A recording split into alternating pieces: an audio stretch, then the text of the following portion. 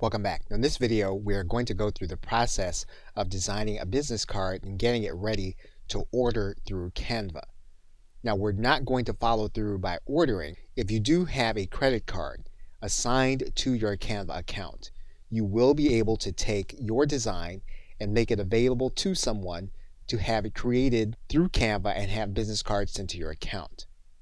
So what we're going to do is we're going to go through this search bar. I'm going to type in business card. And then we're going to click on the 3x5 by 2-inch business cards. That's going to open up this canvas. What we're going to see are some templates available that we can potentially use. Now, obviously, there are going to be free templates, and then there are some that are going to be paid. If you don't see the free tag, then you can assume then that it's going to be a paid template. So we're going to choose this card. And we're going to do a two-sided business card.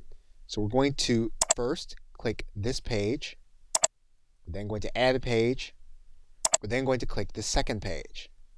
So now what we need to do is we need to write through some designs. One thing we can do is we can change the background to our brand colors. So in this case, we're going to add in our brand color. And we're also going to add it in on the page we are working on. We're then going to add in our logo. And to do that, we're going to go to our folders.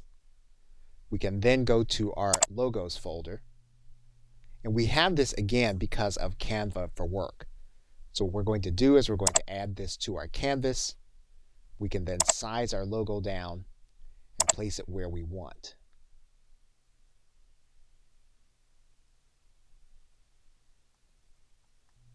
We also have photos available to us as a result of Canva for Work. So what we're going to do is we're going to turn on the free folder.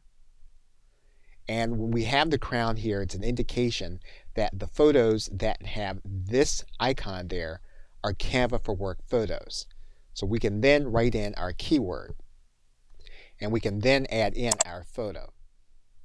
We can make changes to the photo by creating a filter. We can also flip the orientation.